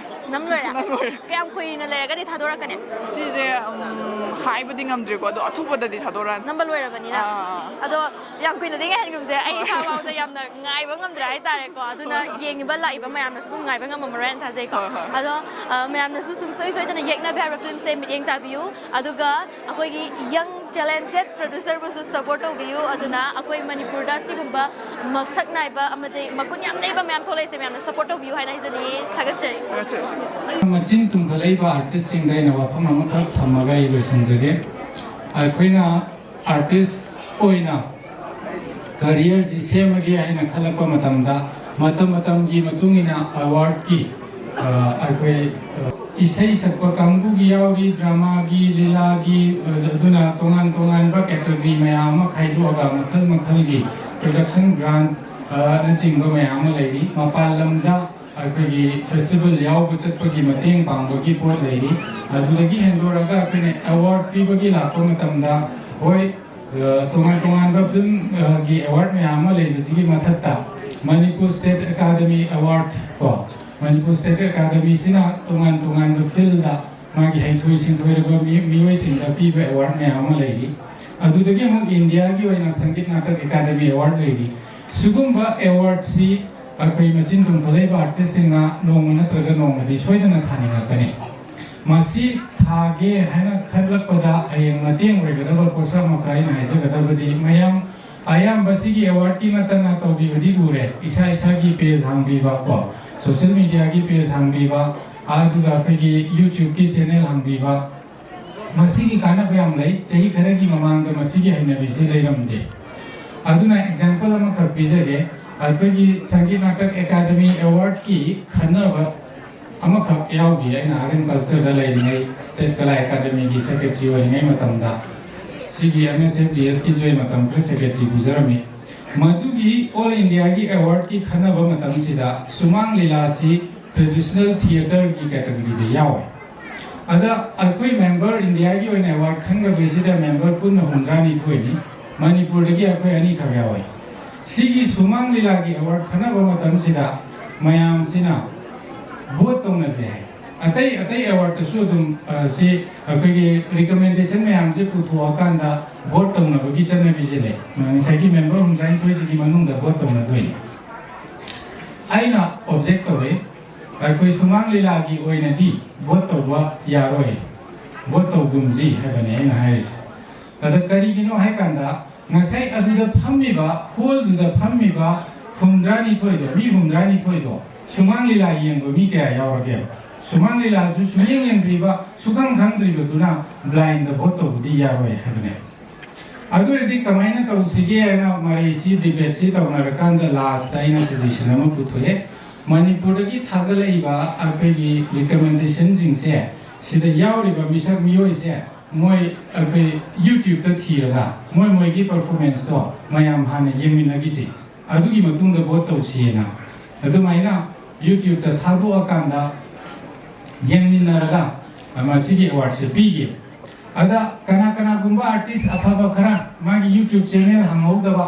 ꯑꯗꯨꯅ ꯃꯥ ꯃꯁꯥꯅ ꯊꯥꯒꯠꯍꯧꯗꯕ ꯐꯖꯕ ꯃꯥꯒꯤ ꯄꯔꯐꯣꯔꯃꯦꯟꯁꯁꯤꯡꯗꯣ ꯊꯥꯒꯠꯍꯧꯗꯕ ꯔꯦꯀꯣꯔꯗ ꯂꯩꯍꯧꯗꯕꯁꯤꯡꯗꯨꯗꯤ ꯃꯥ ꯐꯅ ꯇꯦꯂꯦꯟꯠ ꯂꯩꯖꯔꯁꯨ ꯐꯅ ꯍꯩꯔꯁꯨ ꯑꯦꯋꯥꯔꯗꯁꯤ ꯐꯪꯉꯣꯏꯗꯣꯏꯅꯦ ꯑꯗꯨ ꯁꯤꯒꯨꯝꯕ ꯑꯩꯈꯣꯏꯒꯤ ꯈꯨꯗꯣꯡꯆꯥꯗꯕꯁꯤ ꯊꯣꯛꯂꯛꯇꯅꯕꯒꯤꯗꯃꯛꯇ I would like to invite our today's chief guest, Honorable ex-Minister Wangoi Assembly Constituency, Sri O. Lukoi Singh, to please share a few words with us. Film machigi release tawuga mari lenana machigi dais lengthin biriba kai khunajariba machigi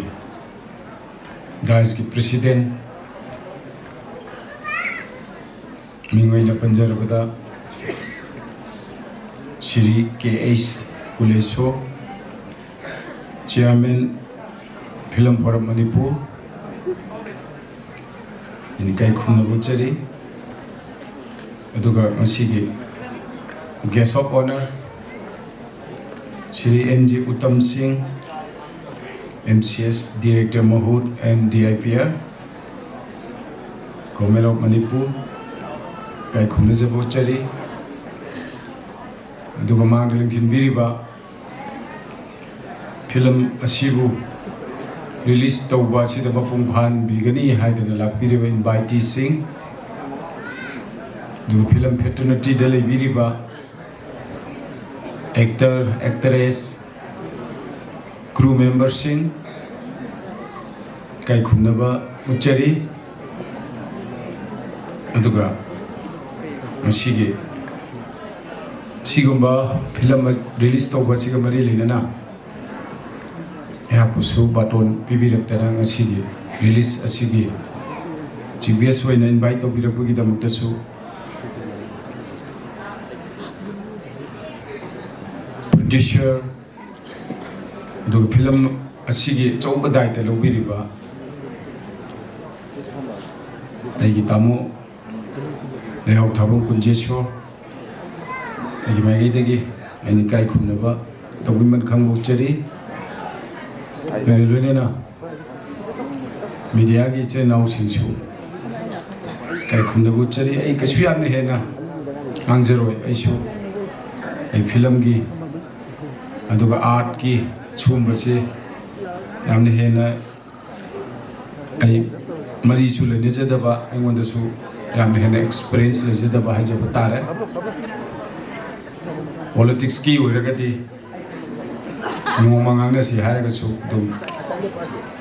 mududadi khoisu dum isagi subject nina adai kasu yamna haijaning de ain haijaning badi ekhoi mioi base nupi oigera nupa oigera polakpada koi involve haiba tare masida koi quality ishorna ꯑꯩꯈꯣꯏꯗ ꯑꯗꯨꯝ ꯈꯨꯗꯣꯜ ꯑꯃꯃꯝ ꯄꯤ film ꯑꯦꯛꯇꯔꯕꯨ ꯑꯣꯏꯔꯣ ꯑꯦꯛꯇ꯭ꯔꯦꯁꯕꯨ ꯑꯣꯏꯔꯣ ꯅꯠꯇ꯭ꯔꯒ ꯖꯒꯣꯏ ꯁꯥꯕꯕꯨ ꯑꯣꯏꯔꯣ ꯏꯁꯩ ꯁꯛꯄꯕꯨ ꯑꯣꯏꯔꯣ ꯁꯤ ꯏꯁꯣꯔꯅ ꯑꯃꯃꯝ ꯂꯣꯏ ꯄꯤꯔꯛꯄꯅꯦ ꯑꯩꯈꯣꯏ ꯃꯤꯑꯣꯏꯕ ꯑꯩꯈꯣꯏꯁꯦ ꯑꯐꯥꯎꯕ ꯃꯤꯁꯛ ꯑꯃꯃꯝ ꯑꯣꯏꯔꯤꯕꯁꯤꯡꯁꯤ ꯏꯁꯣꯔꯅ ꯑꯩꯈꯣꯏ ꯄꯣꯛꯂꯛꯄꯗ ꯅꯪ ꯁꯥꯟꯅꯕꯔꯣꯝꯗ ꯆꯠꯂꯣ ꯑꯦꯛꯇꯔ ꯑꯣꯏꯅ ꯆꯠꯂꯣ ꯑꯦꯛꯇ꯭ꯔꯦꯁ ꯑꯣꯏꯅ ꯆꯠꯂꯣ ꯏꯁꯩ ꯁꯛꯄ ꯑꯣꯏꯅ ꯆꯠꯂꯣ ꯍꯥꯏꯗꯅ ꯑꯩꯈꯣꯏꯗ ꯄꯣꯛꯂꯛꯄꯗ ꯑꯃꯃꯝ ꯑꯗꯨꯝ ꯌꯥꯎꯔꯛꯑꯕꯅꯤ ꯑꯩꯈꯣꯏꯁꯦ ꯑꯩꯈꯣꯏꯅ ꯃꯗꯨꯒꯤ ꯀꯔꯝꯍꯥꯏꯅ ꯑꯩꯈꯣꯏꯅ ꯑꯉꯥꯡ ꯑꯣꯏꯔꯤꯉꯩꯗꯒꯤ ꯍꯥꯏꯔꯤꯕ ꯁꯤꯒꯨꯝꯕ ꯏꯁꯣꯔꯅ ꯄꯤꯔꯛꯄꯗ ꯌꯥꯎꯔꯛꯂꯕ ꯒꯨꯜꯁꯤꯡ ꯑꯁꯦ ꯑꯩꯈꯣꯏꯅ ꯍꯔꯟ ꯇꯧꯕ ꯑꯩꯈꯣꯏꯅ ꯊꯤꯗꯣꯛꯄ ꯑꯃ ꯗꯔꯀꯥꯔ ꯇꯥꯏ ꯃꯃꯥ ꯑꯃ ꯑꯣꯏꯅ ꯃꯄꯥ ꯑꯃ ꯑꯣꯏꯅ ꯄꯦꯔꯦꯟꯁ ꯑꯃ ꯑꯣꯏꯅ ꯑꯩꯒꯤ ꯏꯆꯥꯁꯤ ꯃꯥꯅ ꯄꯥꯝꯖꯕꯁꯤ ꯀꯔꯤꯅꯣ ꯃꯥꯅ ꯈ꯭ꯋꯥꯏꯗꯒꯤ ꯍꯦꯟꯅ ꯄꯥꯝꯖꯔꯤꯕ ꯃꯥꯒꯤ ꯐ꯭ꯌꯨꯆꯔꯒꯤ ꯀꯦꯔꯤꯌꯔ ꯑꯃꯁꯨ ꯑꯣꯏꯕ ꯌꯥꯕ ꯂꯝꯕꯤꯁꯤ ꯀꯔꯤꯅꯣ ꯍꯥꯏꯕꯁꯤ ꯃꯃꯥ ꯃꯄꯥꯁꯤꯡꯅ ꯈꯪꯕ ꯑꯃ ꯌꯥꯝꯅ ꯗꯔꯀꯥꯔ ꯑꯣꯏ ꯂꯣꯏꯅꯅ ꯑꯩꯅ ꯍꯥꯏꯖꯅꯤꯡꯕꯗꯤ ꯐꯤꯂꯝ ꯑꯗꯒꯤ ꯁꯨꯃꯥꯡ ꯂꯤꯂꯥ ꯃꯌꯥꯝꯅ ꯍꯦꯟꯅ ꯈꯪꯕꯤꯔꯕ ꯉꯥꯛꯇꯅꯤ ꯑꯩꯈꯣꯏꯒꯤ ꯒꯦꯁ ꯑꯣꯐ ꯑꯣꯅꯔꯅꯁꯨ ꯍꯥꯏꯕꯤꯔꯝꯃꯤꯗꯣ ꯉꯥꯏꯍꯥꯛꯀꯤ ꯑꯦꯟꯇꯔꯇꯦꯟꯃꯦꯟ ꯉꯥꯏꯍꯥꯛꯀꯤ ꯅꯨꯡꯉꯥꯏꯕ ꯉꯥꯏꯍꯥꯛꯀꯤ ꯅꯣꯛꯄ ꯈꯛꯀꯤ ꯅꯠꯇꯕ ꯂꯩꯔꯤꯕ ꯑꯩꯈꯣꯏꯒꯤ ꯃꯅꯤꯄꯨꯔꯁꯤꯗꯤ ꯃꯌꯥꯝ ꯍꯦꯟꯅ ꯈꯪꯉꯤꯗꯨꯉꯥꯏ ꯀꯥꯡꯂꯨꯞ 35-40ꯅ ꯄꯨꯜꯂꯒ ꯑꯗꯨꯒꯨꯝꯕ ꯆꯍꯤꯆꯥ ꯀꯌꯥꯒꯤ ꯍꯤꯁꯇ꯭ꯔꯤꯒ ꯁꯥꯏꯒꯣꯟꯅꯅ ꯁꯤꯚꯤꯂꯥꯏꯖꯦꯁꯟ ꯇꯧꯔꯛꯂꯕ ꯑꯗꯨꯒꯨꯝꯕ ꯑꯃꯔꯣꯝꯗ ꯌꯥꯝꯅ ꯐꯖꯈ꯭ꯔꯕ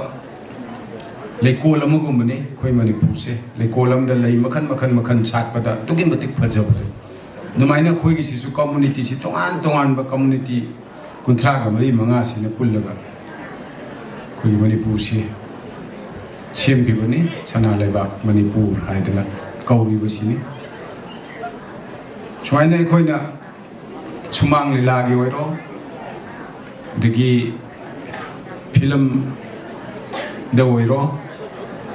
ꯑꯩꯈꯣই ꯄ꯭ꯔꯖꯥꯗ ꯃꯤꯌꯥꯝꯗ ꯃꯤꯠ ꯅꯥꯀꯣꯡ ꯑꯣꯏꯒꯗꯕ ꯃꯦꯁꯦꯖ ꯀꯌꯥꯃꯔꯨꯝ ꯑꯩꯈꯣꯏ ꯇꯨꯡꯗ ꯂꯥꯛꯀꯗꯕ ꯉꯁꯤꯃꯛ ꯊꯦꯡꯅꯔꯤꯕ ꯗ ꯍꯧꯈ꯭ꯔꯕ ꯀꯌꯥꯗ ꯊꯣꯛꯈꯤꯕ ꯊꯧꯗꯣꯛ ꯋꯥꯊꯣꯛ ꯀꯌꯥꯒꯤ ꯑꯗꯨꯒꯨꯝꯕ ꯍꯤꯁꯇ꯭ꯔꯤꯒ ꯃꯔꯤ ꯂꯩꯅꯕ ꯃꯌꯥꯝ ꯑꯃ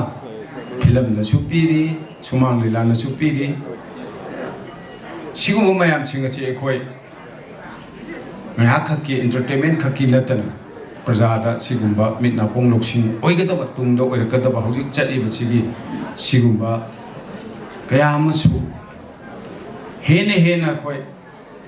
message prajada people message to amna apa message future ra khoi gi kana hogadaba message future ra khoi gi mangjarakadaba adugumba themes mayam chingduju खर टच तौबीरगा फिल्म दौगीरा सुमांग लीला दौगीरा तौबीबा यामना कानगनी दोंगछि अखोय मणिपुर दा हिंदी फिल्म थिंगीबदगिदी अखोय गिदी पिखरबा स्टेट नि यहाक इमुंग मनुंग फैमिली गी यहाक अखोय टॉप स्टेट तौना top state ki di chaw thora masida dai selection diriba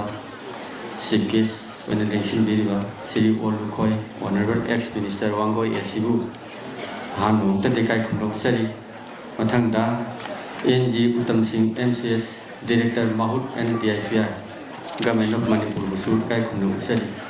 loinena mang diling sing diriba artist sing aduga baton phangdar ling bi rekliba Babo kuna makusu kai kunu seri kara thieng na hogi bena maram moidana mayam si cinema yeng bagi wakanda irang nang yedana tam sang na dokter roi masi si mausa film release tauba premiere show taubaga ai wakal da khara khena na feel tawai भावों की यम याम रे मथा की कनोसिंग से lion full लोरे मखा से full लोरे ना सिट दब खरे दी मनिंग द लेप सु उरे ना भावों से यम मपुंग फाबा फिल्म सिगी मतिक मया से हाना भावों सिंग ना ऑडियो द करीदा यूट्यूब ता ताबीबा ओइबदना ओइबताई मयाम पुनमक लापीदना सपुन बीसी यम नुवाइबा फुगोक सरी ai kasu hajaninga nite mangna ngambi diba guest of honor na so akoy artist singi maru oiba tungi oiba lambi takpirame se guest na so ayamba pokta mayam bibirame na ai ki side ki haining ba toido ko leite ana Yeknabi haiba Santirani Yeknabi haiba film se ngasi ki babok sina masana adum tae masiyana mai pakpa film ma oire haidana asisi fil tawi adana ai side tegi su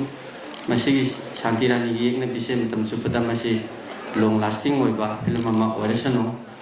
masi box office ta yamde inna ba mayang gi dimale ba film ma oresano haidana ai bisbijeri mathang da aina kitang sandokna anova production team oibesida aina kitang haining ba kitang lei simadi tangai fadana minute amani dang matam lojege koi film script si story line sagala ko matam sida koi format khare format si koi lila gi format drama gi format cinema gi format lyric koi na pa ga da gi format aduga radio gi kari format mayam se magi right of style si ka kheni aduna Santirani Yeknabi haiba story line se masi YouTube ta karida audio oina hana sandok tan leiba oin tawi aduna madudegi adapt tawraga film oin nam forkun ani saiki format khena bagi matungina viewers sing lai oina pagadaw mi na paba nakon ta ga dawna taba adu nattaba sidi audio su visual su mitna yengadaba mayam punna yenginagaba oibanina masigi cinema gi masat tamane cinema gi character script am madom da hana transform tawba screenplay se magi plot sing se cinema manaba sin sing se hana audio gi tractor le sing do madu thugai raga cinema gi screenplay wan hana toktopa madu yam phagane khali adu mathangi episode second part namakadadi ji hari bawa kunse yam section na tawbiu aduga hana phajadra lai lo pose amuke hena phajagani haidana I suggestion tawjage ayamba artist sing film sida yawi riba artist sing nupa su nupi su anobu su ari su yan yan na re do moi gi level degi yamna maximum level da hotna dana performance pi ba week film se hana ai sarapa yengjare dana mai pakani off screen amadi on screen work to make artist sing da ngam sabu kudo tam sabagi talu me ko haduni tom na ko chuna sabagi tanja amadi fangzetre maram di matam jiam fangzeta banani warobiroi punna dum ko chage kara comment to lenka pirakani adongi yet thang stage da ka piraka oza sing na lengsen diba sigi tum da pare ne bigini aduga certificate ne ya si logi ni ko sanjamu matam da mamang ka pirakani artist sing gaina koduna tanawa bigini off screen work to make artist sing ko sanjari ahada makeup samchi background music bobosna kangla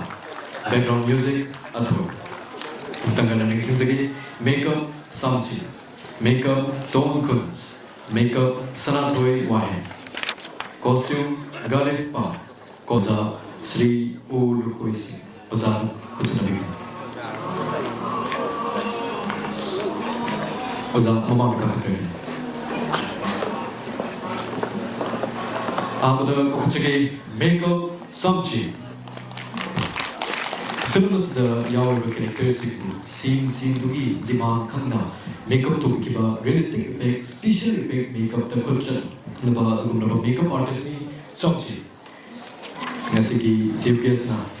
leya amadi momento kusnabiri me amau kuba ko bigri Tom Kunz Numit kayani shooting late lurasu shooting numita artist singbu masa ki character da pop tana Kebang Amatanatana fantasy characters Kayabu highlight Tokriba makeup artist ni Tom Cummins.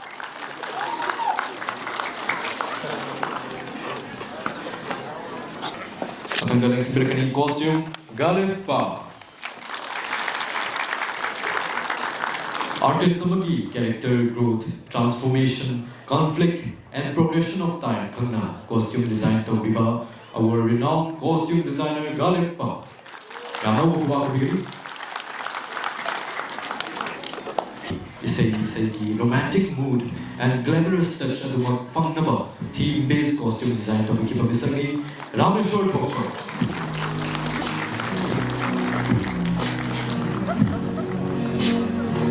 Tamachari. Matakalik Siprakani costume Joy Morami. Joy Moyami. Location की मतु कितना मतलब let them live a set lighting के चाहना character के यहाँ की costume management तो मेरे पास our cinematic costume designer Joy Moirangmeyo ताकि चलिए मतलब next simply background music Bobo Sana Kakla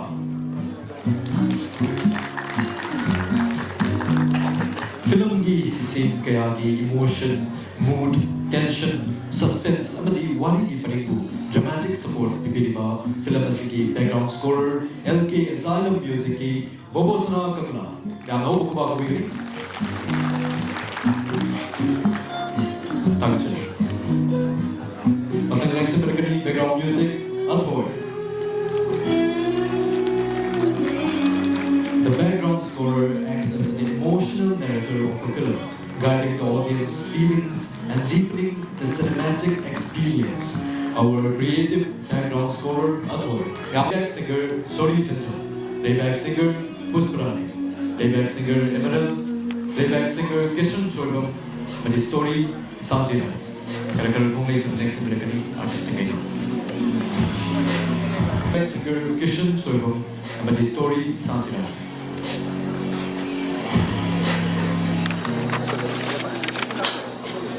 Certificate memento asi President Dinaba Kosa Zagay Nasiki Function President Kim Hamla Tinek Sindiriba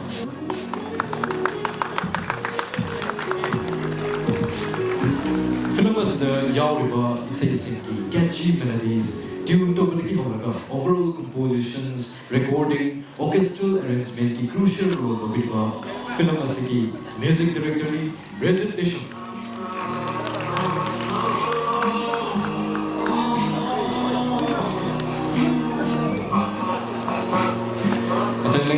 lyricist Dalom Gurumeo. Dalom Gurumeo laughter the popularity. Lexically, lyricist Unison.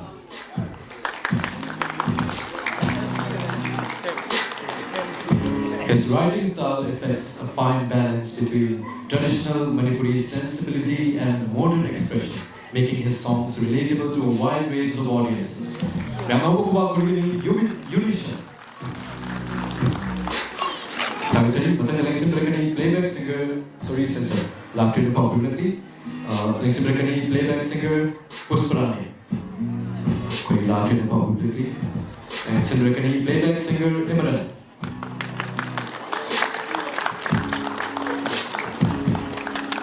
Her singing style blends traditional Manipuri sensibility with modern musical arrangements, making her work both culturally rooted and widely appealing.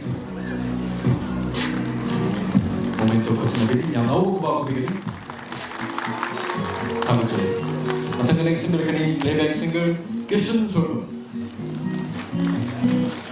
Romantic song Kayabu, Dung Yona, Fondo Tuna. Young listeners, amadi general audience, strongly connect with your emerging and influential voice of Manipuri music, Kishan Soro. Yamau Kubakubiri.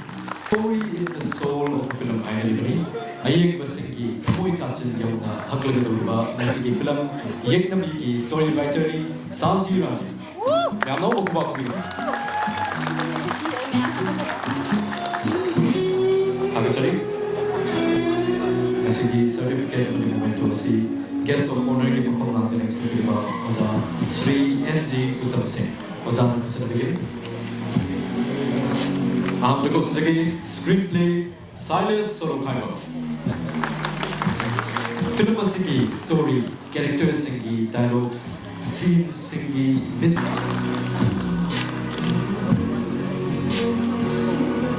Tangche. Matang lang sendiri prompt uniform. Laughter popularly, sejaki assistant cameraman Y Roshan. Camera setup तक ही होगा short continuity के आप कुछ नसीब ना DOP ना पापी को short जो वक्त फंगना बहुत नहीं था assistant cameraman of this film Yeknabi Roshan momentum कुछ ना बिली यहाँ ना वो कुबार को भी गनी artist से मुझे नहीं होती ताकि चली मतलब लिंक से मिलकर नहीं assistant editor लंबा सरुपा raw footage management तक ना final output for the director of the coordination lena assistant bidiba assistant editor ni lambamba sarugam yang awu ko ko bigani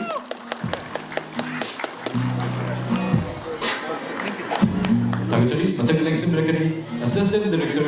Lucas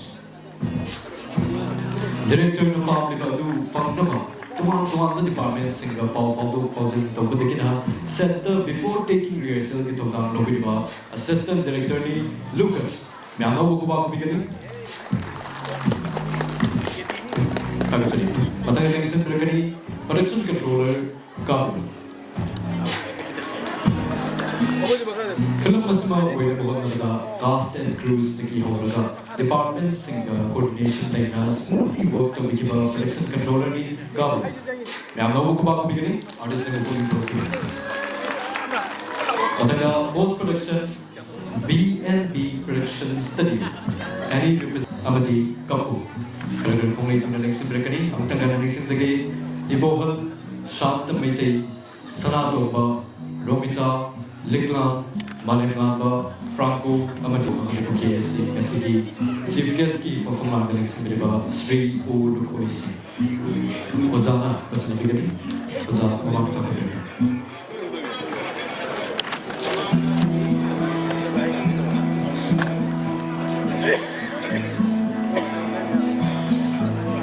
ada kausen jagi ibu farm cinema hal lagi satam da tawai yang waktu bagi artist ni ibu yang mau buat ko bigani artist yang ini tu bagi ado na PPT ba contribution ado kasi tuan sen jadi bini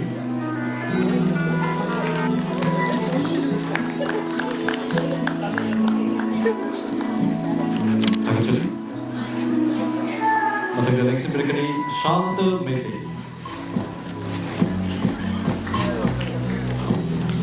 Laikay ki ahal amoy na mayam ki oiba tabag turamda saruk yabang yoy mag-isat ng langiba Shanta Mete. Ganyan ko sa nabilibiyang ako ko ba kabigani artist sa grupo ng Pilipino.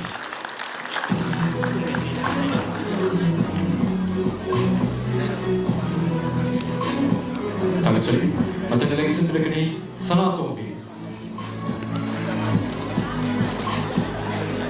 production team ka kusam na yang bungai na work to sa pang zakiba lekay ini amagi sa tamda sanato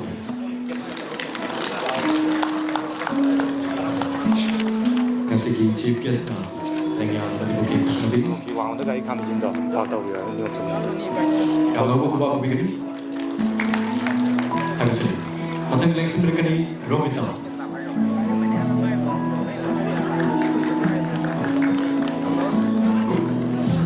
lekay ini sanato bi hoga lu nanti nabi mamana bi magi satam lang bikibi Romita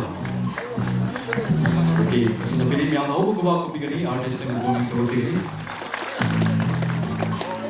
tagad matan lang sim rekani lekla la kene pa lekli lang sim rekani malam na yang jawabul na tragasu pidiba driver bagi tafung tumpa ekadiba pinamasibu matau habiba toyen bagi driver di setamda malega yang mau ko ba ko bigani Tagachari, matang lang simbilkani Franco. Film asda Dr. Boydegi saktam nambiri yeng pada doktor mama ai budi yang zate Tagachari Franco yang fazana ekko yang logo ko ba ko bigani ane se buguni ko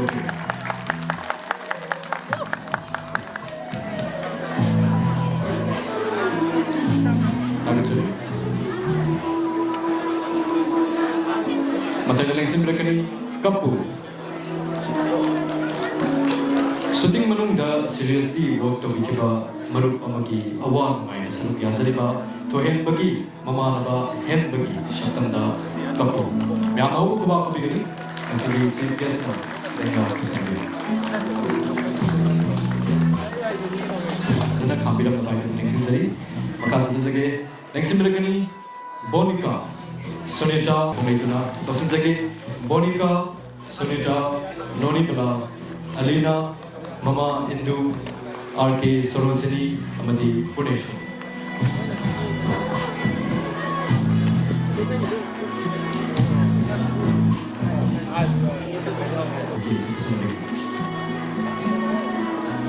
Aham Lagos Sage Bonica Hotel Manager Amagi Lo Kanga Actor Bikiba Film Nasigi Actor Makani Bonica. Yang tahu bahwa aku begini ada sebuah terapi. Tangkai. Matang lagi sebenarnya Sunita.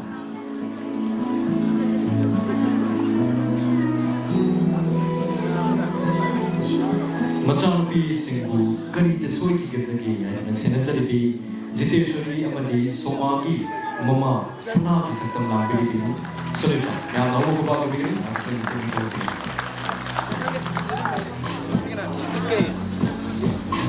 Tagachari, matang lagi sebenarnya Nonibala. Theater ki background fazana lagi AIR Infal ki su approved artist semua ini lagi di film asal Kishan ki mama ki saktam lang ki Nonibala. Yang tahu ko ba ko bigani? Kasi function president na. Okay, sorry. Tagachari. Matang lagi sebenarnya Elena.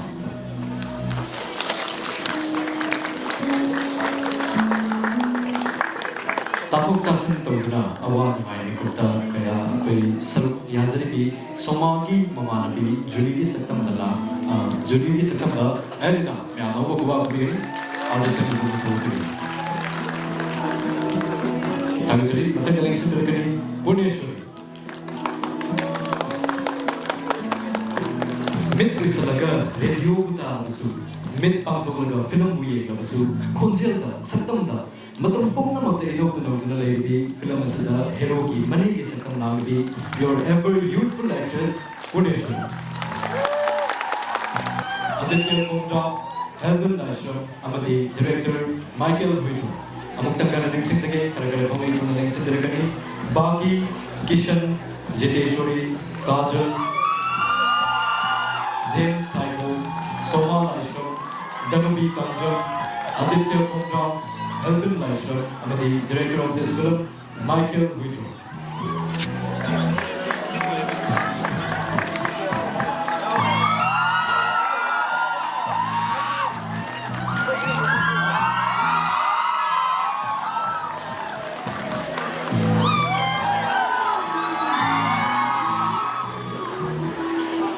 Certificate Lenya Mali Asigi Momento Si Kusum Abdullah.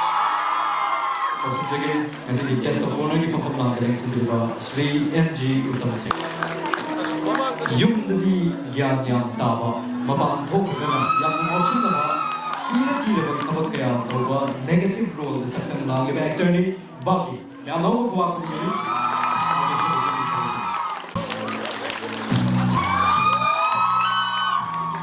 Tungang film kaya ada mating thok na actor iba somal na ngawzo ba hero bagi saktam lang iba your promising actor Kishan.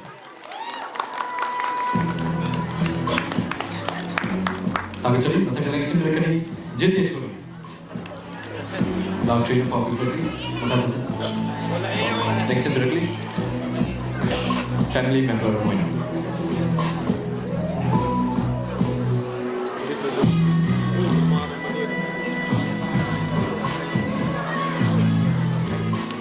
Bagibu Tazab Tamrubi, Madumakna, Masabu, Manjanaba, Sinabaki Maramoiki, another heroine of this film, Jiteshwar, Masamaki, Lava, Rosadabagi, your similar friend, family member, city, certificate momento, Madi,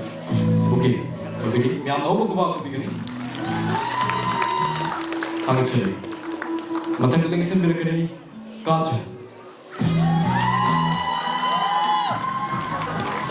She is a promising actress in the Manipuri film industry, known for her expressive performances and graceful screen presence. Film asida Langle ki Satyam Langdi Kajan. I know about the very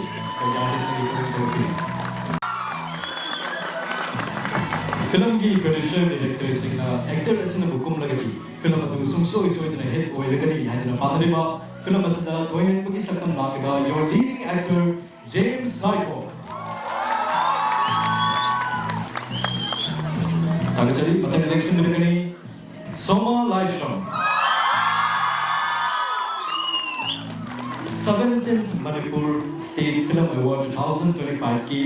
Best Jury Mention Award honor Kabi. Nasina film asida yamna challenging role Toy ki Satyam Langdi, your highly versatile actress Soma Laishram. Tagachari, Matang election Mirkani, Danubi Kamja. Recently, she represented Manipur in Miss Universe India 2024, where she won the Best National Costume People's Choice Award for a striking and culturally rich traditional attire. Film asida Taupangambi Lili ki Satyam Langdi Danubi Kamja. Actually, Matang election Mirkani Aditya Khopra.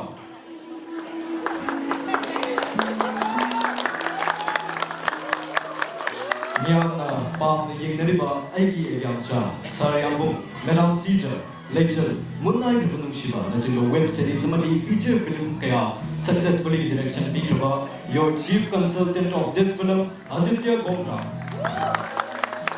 Actually Matang election Mirkani Helbin Laishram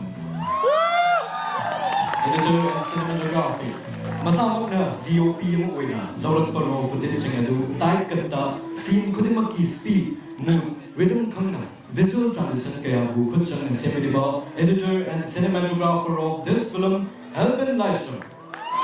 Mamanga Munai Shibaki, one of the directors of Wikipedia Yamani. Nathan Alexi Mirkani, director of this film Michael Huidro.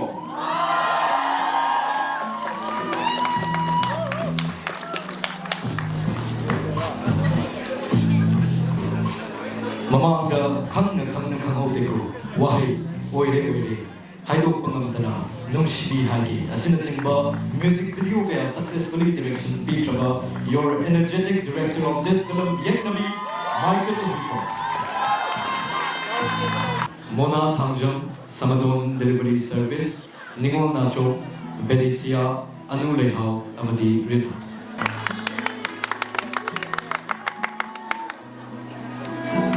Representative of Matu Kaka Kirkan,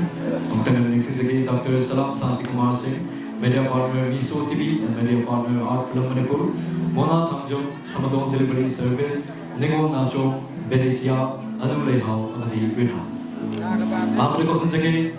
Dr. Salam Santi Kumar Singh, Mesiki Chief Guest ki paham natin si Bilbo Zana, certificate mo ito traga bukesi kasi beginning uza nagkatrega. Hero ki yung ay naman tinapada Zana ay ang bibiki ba production team na kausa di agad siya Zana. May ang naubo ko ba ako beginning? Kumito. Mesiki Chief Guest na kumento ko sa nabi.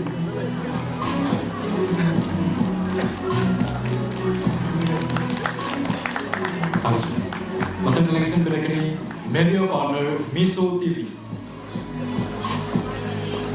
Thank you for effectively tracking audience reaction and providing valuable analytics, feedback, and reports. Tagachari Miso TV, may ako ko ba ako bigyan ng media partner ng bangka? Ano siya? Quite last ko to. Siya quite last.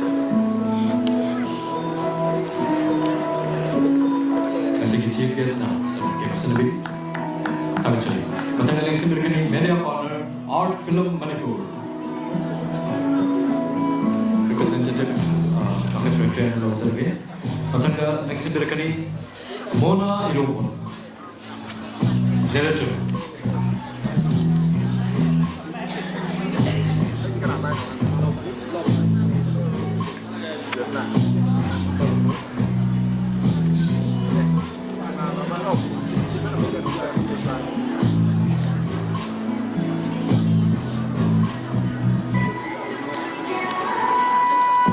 Narrator Mona Irobo. Ma'am, how go back beginning? I'm just going to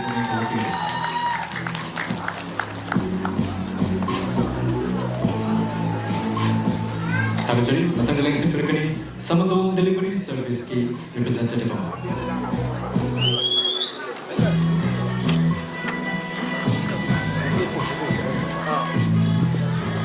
Ngasigi Fazal Fazalaba, okay, Sibu, sponsor to Biliba, the Mulabatini, Samadon Delivery Service, Yamau Wakaga.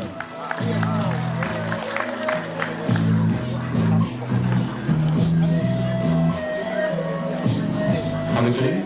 Matangalang Simpirkani, Ningo Nacho. After the pop publicly, Kosunjaki, Belicia. Child artist somewhere to be able to be Chapini, when a Tungia Sayam, Tamsadi, Chapini, Yamo, Kuba Bigani, we are listening on that. Belicia. Matangalang Simpirkani, Anule How.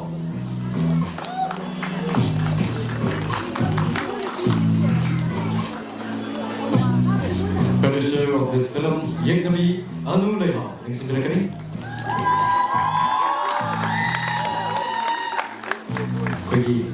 Middle Production Studio की मायके की certificate अमदी bouquet दो तमसरी ऐसी production ऐसी की producer अनु लेहा मैं आना हूँ कुबा को भी करी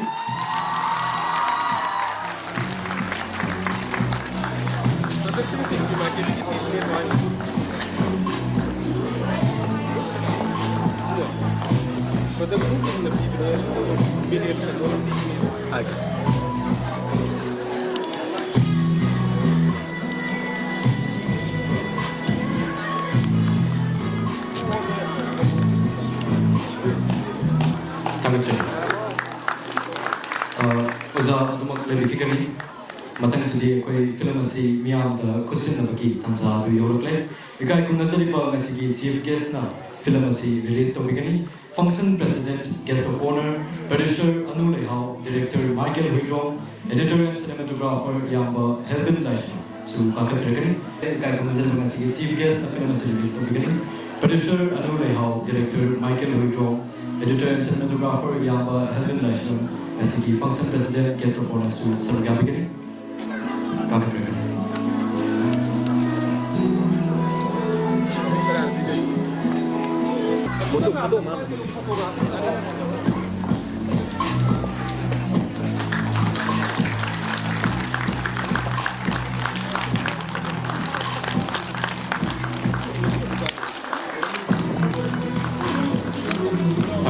Film masih Santirani Yeknabi haiba film masih Punja sidagi miyamda release tawjare haina miyamda kamjari. Thank you.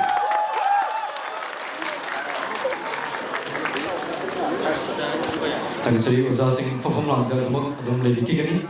Uza Singh perform lang da dum lebih kini. Koi nung season mo off screen on screen artist sing amadi crew members punna auditorium nung season dum lebih kini. Formal ki session nasi lo sila pada dignitary sing ka punna group photo session ma ka basim sajari. Uza Singh adum subchil laga thang phone chari. With the kind permission from the esteemed president, this formal program concludes here. Program kiti lo sila bani adu Uza Singh miko bamatang links lebih kini. Off-screen, amadi on-screen artists, crew members, pumna stage ta mutanga konglei tu na kakat berkani, abun ba photo session amtan loza oke, kasektem tu na kakat berkani, matang lobilo. Amtan na next sing nasigi next berapa dignitary sing ka off-screen,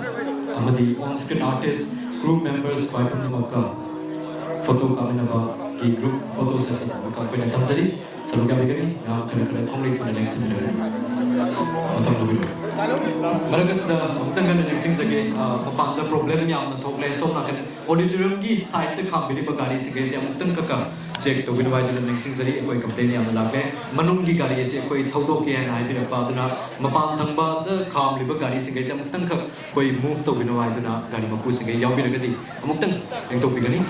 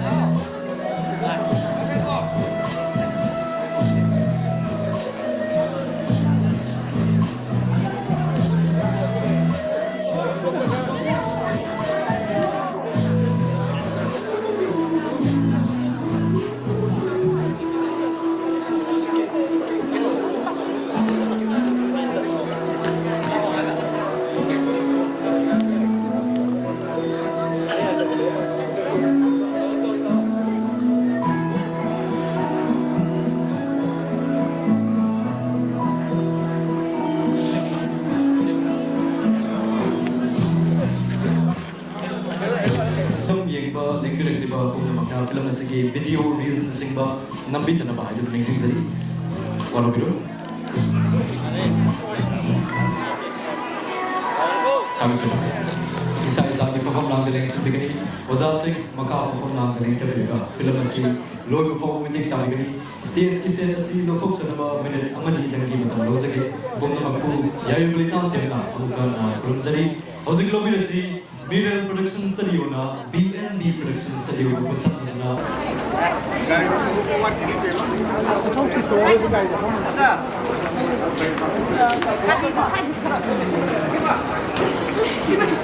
Yo no come si può.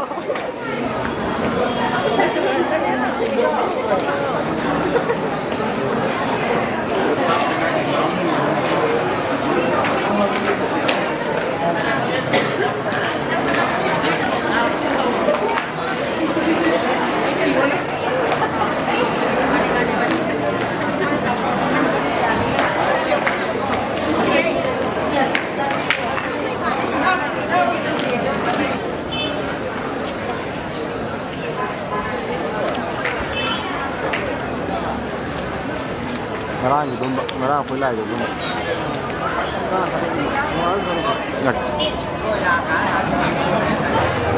Nungai bro. Nungai kawai tau gak? Yang khang diam nungai atau ini. Kita nak pergi ruang jam pajan kali. Oh, tidak ni okey kok. Okay, thank you. Oh, kawai tau gak film nungai bro. Nungai. Okay, thank you. Nungai bro. Nungai. Nungai. Kawai tau gak hari ini film ke sih kan? Ya, mesti nungai. Hendak kita film juga sini.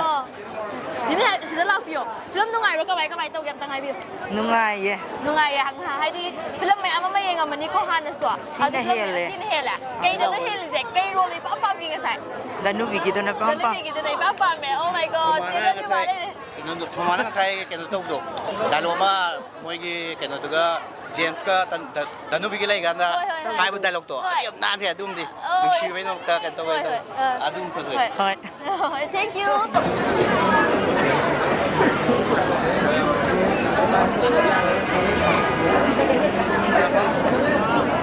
Thakachari ngasigi Misho TV na luxuriba Yeknabi film sigi film update tawjariba akoina hobudagi na loi fawa yengbira viewers khudimak pu amuka na haininga leitana thakachari aduna makha tarakpa video akoina thakacharakpa da sumyana support view amadi inkalagliba artist amadi hana leramiba artist sing buju support view aina film amamtang yengbira kanda akoigi hairiba Misho TV na santokchariba